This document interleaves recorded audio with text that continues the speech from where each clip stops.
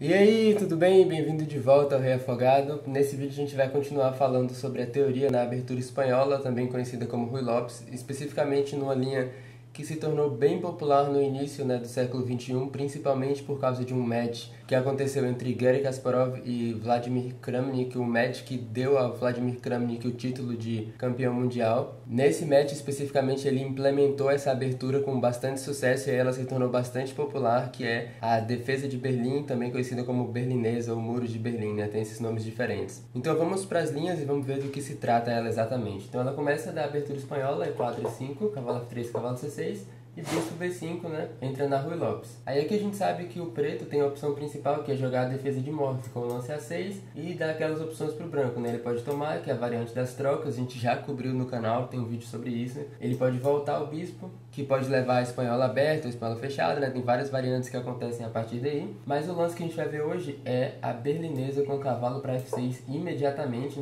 permitindo que esse bispo continue aqui no quadrado de B5, Na verdade a gente vai até tirar vantagem do fato do bispo estar em B5 mais pra frente. Então, nessa posição, imediatamente a gente já está atacando o peão E4 do branco, E ele tem dois lances principais que ele pode jogar. Tem um lance que permite a captura do peão, que é o que eles dizem que leva ao final de Berlim, que é uma linha que acontece uma simplificação bem imediata, as damas são trocadas logo cedo, e leva a um final onde o branco tem uma vantagem posicional e estratégica a longo prazo. E esse lance é o roque, Esse é o lance principal, é o mais popular, permitindo a captura do peão E4. E o preto vai capturar, ele toma E4, e o branco joga D4 para tentar abrir o centro. Essa ideia é bastante similar à que a gente viu no vídeo sobre a espanhola aberta, que também já tem no canal. É uma linha onde o preto também toma o peão E4. Só que a diferença aqui é que nessa linha a ideia é que a gente imediatamente volta o cavalo para D6 para aproveitar, como eu falei, a presença do bispo em B5, porque agora o cavalo D6 vem com o tempo no bispo. Essa é a principal diferença,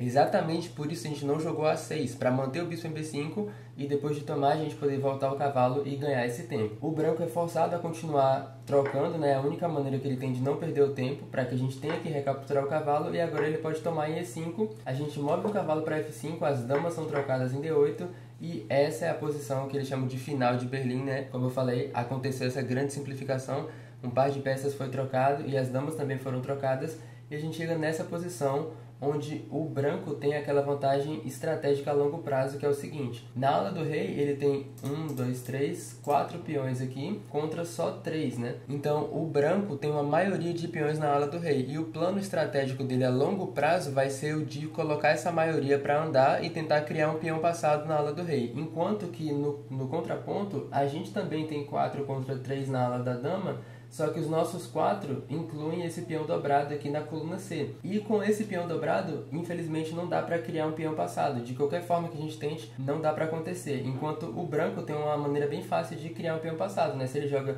F4, F5 e E6, troca aqui, ele cria um peão passado na coluna E, por exemplo. É bastante direto esse plano. Em compensação a essa vantagem de final que o branco tem, a gente de pretas tem o par de bispos, Esse é um fator que compensa bastante essa pequena vantagem do branco. Então a gente vai estar procurando criar uma iniciativa com essas peças, combinar os bispos aí para criar um ataque. Então essas são as principais características dessa posição, que é a linha mais comum da berlinesa. Especificamente nesse ponto é onde o branco tem algumas opções diferentes que ele pode escolher, e a gente tem que saber como responder a cada uma delas. Então a linha principal hoje em dia, a linha mais comum, continua com o lance cavalo para C3, desenvolvendo a peça aqui. Mais antigamente existia outra linha principal, Antes do início do século XXI, outro lance era mais popular do que cavalo para C3 nessa posição, especificamente o lance torre para D1 aqui com cheque. O terceiro lance que eu falei que existe nessa posição, Então cavalo C3 e torre D1 são os dois, e o terceiro é jogar H3 imediatamente. Só que a gente não vai tratar desse lance de um ponto de vista específico como uma variante, porque H3 e cavalo C3 levam quase sempre as mesmas posições.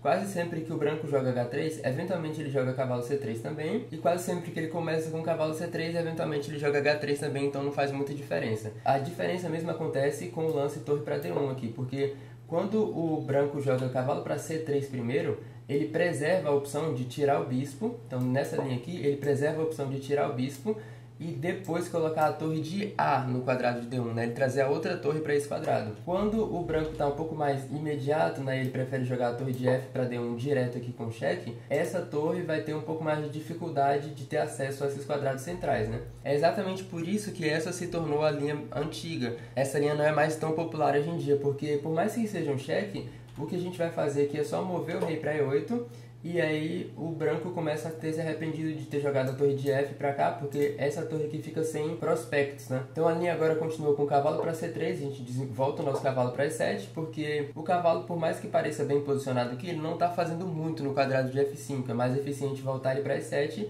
onde ele vai poder ir para G6 e atacar o peão E5 do branco. Agora H3, cavalo para G6, atacando o peão E5, B3, o branco está preparando para fazer o fianquete do bispo escuro aqui no quadrado de B2, bispo para E7, desenvolvendo a nossa peça, cavalo para E2, o branco agora quer manobrar esse cavalo para G3, onde ele vai estar melhor posicionado, F6, desafiando esse peão, e esse é o plano. Esse é o lance importante que leva ao plano que a gente tem que conhecer de pretas aqui para jogar essa posição. Porque se o nosso rei permanecer em E8, lembra que a gente não pode fazer o roque, né? Porque a gente moveu o rei para tomar a dama de volta em D8. Se o nosso rei permanece aqui, essa torre fica meio que sem para onde ir, né? Então o lance F6 vem com a ideia de mover o rei para F7 e aí a gente tem a possibilidade de trazer a torre de H para E8 ou para D8. Então a linha poderia continuar com o bispo para B2, fazendo o fianquete, e agora a gente joga rei F7 e depois a gente traz essa torre aqui para o jogo, desenvolve o bispo, em geral a gente vai colocar ele em E6 e traz a outra torre também. O desenvolvimento do preto aqui é bem intuitivo e essa posição é igual. Então depois de cavalo F5 aqui as damas são trocadas, a gente chega nessa posição, a gente acabou de ver o lance torre para D1, que é um pouco imediatista, né? Essa torre vai ficar um pouco triste porque a gente vai só evadir o cheque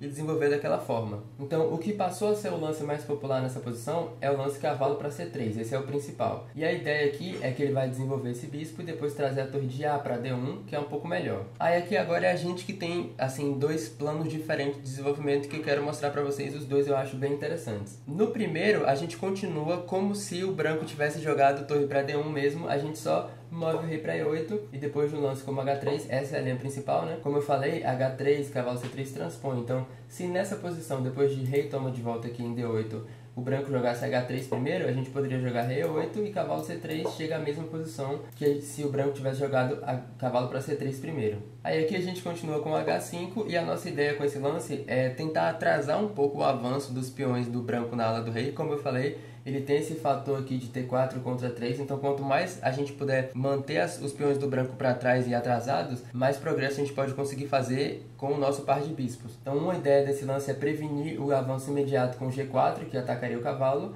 e a outra ideia é liberar o quadrado de H6 para desenvolver a torre. Então parece pouco convencional, né, tirar a torre ao longo da coluna H e depois sair com ela, mas nesse tipo de posição esse é o plano mais comum mesmo que a gente vai ver. A linha aqui continua com bispo para F4, bispo E7, desenvolvendo a peça, torre de A para D1, essa é a melhoria que agora o branco pode fazer, bispo E6 desenvolvendo o nosso outro bispo, cavalo para G5, atacando o bispo claro, e agora a gente tem a oportunidade de desenvolver a nossa torre para H6, porque ele bloqueou a visão do bispo a esse quadrado, né? E esse é o plano mesmo. Aqui, se o branco tomar, é uma descoberta na torre, só que a gente recaptura de torre e resolve o problema já salvando a peça. Então agora o branco poderia trazer a outra torre para E1, é uma configuração um pouco melhor, bispo B4, cravando o cavalo à torre e ameaçando tomar aqui, talvez dobrar os peões do branco na ala da dama, que ia ser um defeito estrutural bem considerável, né? Peões dobrados e isolados aqui, o peão em A também ia estar isolado. Aí ele continua com G4, atacando o cavalo, H toma G4, H toma G4, a gente volta o nosso cavalo para E7, agora o branco troca, como eu falei, ele está liberando esse ataque, mas aí a gente toma de volta de torre para salvar a peça e chega nessa posição que é igual, né? Nessa posição aqui a gente perdeu o par de bispos de fato,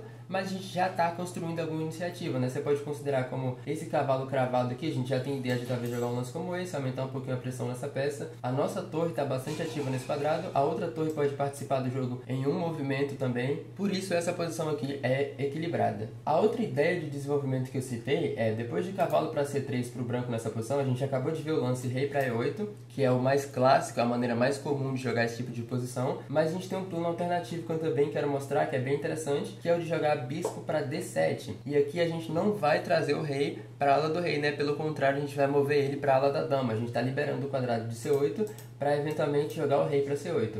Aí aqui o jogo poderia continuar com H3, como sempre é um plano bem comum nesse tipo de posição, jogar esse lance. Agora H6, B3, preparando para fazer o fianqueto do bispo, e rei para C8. Como eu falei aqui, a gente quer transferir o rei para a ala da dama agora. Bispo para B2 seria a continuação mais comum, B6 agora, preparando o quadrado de B7 para colocar o nosso rei, né, fazer tipo um fianqueto de rei aqui, o que vai permitir a gente trazer a torre de A para o jogo também. Agora o branco joga a torre de A para D1, centralizando a peça e atacando o nosso peão, então atrasa um pouquinho o nosso plano, né, porque se a gente mover o rei para aqui agora, aí a peça ia estar caindo. Então agora a gente pode voltar o cavalo para E7, esse cavalo também não estava fazendo muito aqui. Torre D2, preparando para dobrar as torres ao longo da coluna D e trazer mais uma peça para o ataque do bispo, mas a gente está bem a tempo de resolver o problema com o lance C5, para que depois de torre de F para D1 a gente jogue bispo para E6, resolve que não tem mais peça para ser tomada, né? O branco poderia até continuar com torre para D8 aqui, porque a gente não pode tomar, graças ao fato da peça estar defendida. Mas aqui a gente já preparou o quadrado de B7 exatamente para isso mesmo, a gente joga rei B7. O melhor que o branco pode fazer agora é trocar aqui, né? Não vai acontecer muita coisa, chega numa posição que também é igual. Então é só um plano diferente aí, você escolhe o que combina mais com o seu estilo de jogo e o que você quer jogar nessa posição depois do lance cavalo para C3. Agora vamos voltar um pouquinho, porque existem algumas linhas que acontecem mais cedo, né, na variante, que eu também quero mostrar que são bastante pertinentes de se conhecer. Então lá atrás, depois de a gente entrar na variante Ruy Lopes, né, com o lance bispo para B5 aqui, a linha poderia continuar, como eu falei, com o lance cavalo F6 e aqui o roque. Depois do lance cavalo toma E4 aqui, a outra variante que eu queria mostrar é a que acontece depois do lance torre para E1. Então o que a gente estava vendo agora acontece da linha principal, a linha mais forçada e mais comum no tipo de posição, que é com D4, né, o cavalo volta para cá, atacando o bispo, acontece essa troca, o branco toma aqui, a gente move o cavalo e aí acontece outra troca em D8. Esse é o final que a gente estava vendo. O outro lance que a gente vai ver nessa posição é o lance torre para E1 imediatamente. Então ele está atacando o cavalo e aqui a gente continua da mesma forma. A gente volta o cavalo atacando o bispo dele. A diferença nessa linha é que como o branco joga torre E1 direto, ele não gasta o tempo com D4, que era o lance na outra variante, agora ele pode tomar em E5 logo direto.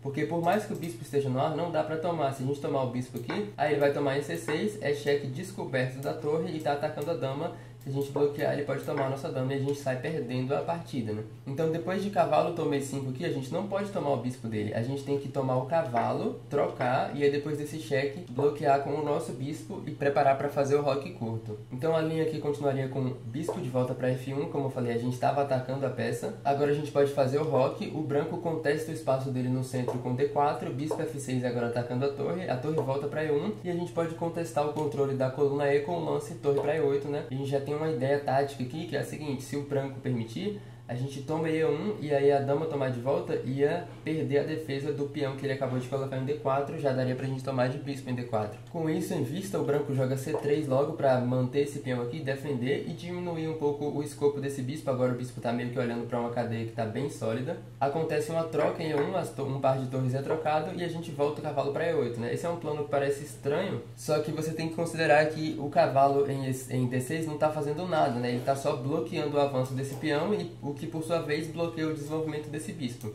Então a gente precisa tirar o cavalo para algum lugar. E E8, por mais contra-intuitivo que pareça, é bom com esse plano em mente. A gente vai jogar G6, cavalo para G7, fazer um fianqueto de cavalo aqui, que é bem estranho também, só que nesse tipo de posição faz muito sentido, porque o branco gosta de desenvolver o bispo dele para E3. Então você pode ver como depois de G6, cavalo para G7 e a gente mover esse peão, dá pra gente jogar bispo F5, contrapor o bispo do branco em D3, e aí se ele tomar aqui a gente toma de volta.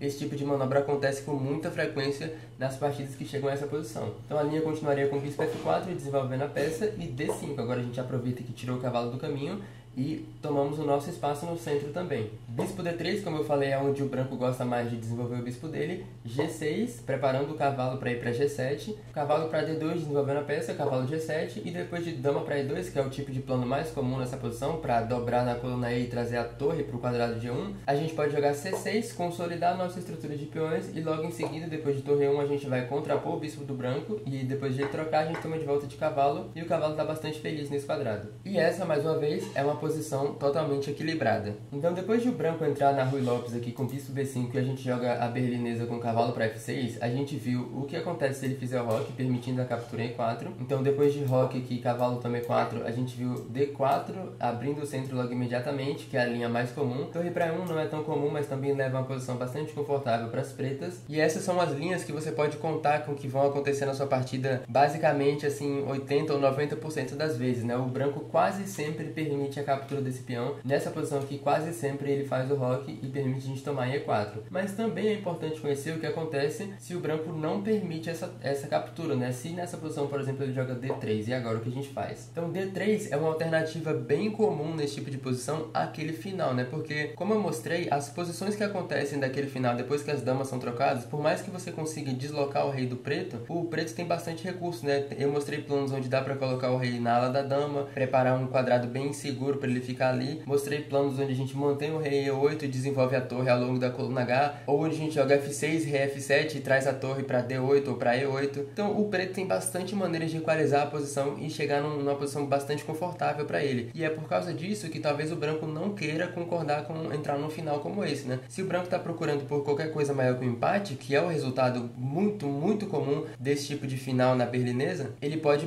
procurar evitar o final jogando o lance d3 nessa posição, que imediatamente defende o peão e4. Então, quando o branco evita esse tipo de final, a gente continua desenvolvendo de modo comum, né? A gente joga bispo para c5 aqui, estamos desenvolvendo nossa peça. O bom disso é que ele permite bastante atividade, né? O lance d3 permite a gente já desenvolver o bispo para c5, onde a peça está bem feliz. E aqui existem duas continuações comuns para o branco que a gente precisa conhecer. Uma delas transpõe para posições muito comuns da abertura espanhola, que você provavelmente já vai estar muito confortável jogando de outras variantes, que é o lance C3 nessa posição. A gente vai ver, e a gente já viu também várias linhas na abertura espanhola onde C3 é o plano mais comum, né? Fazer esse avanço aqui para preparar D4. E aqui a linha continua do modo mais clássico possível. O preto faz o roque, o branco faz o roque. D6 para consolidar a estrutura de peões aqui no centro do preto, dar um pouco de suporte para esse bispo. Cavalo para D2, ele está preparando aquela manobra muito comum com torre 1, cavalo F1, cavalo G3, onde ele vai estar olhando para esse quadrado aqui em G5. Então depois de A6 atacando o bispo volta para A4, a gente pode voltar o nosso bispo para A7 também. Esse é um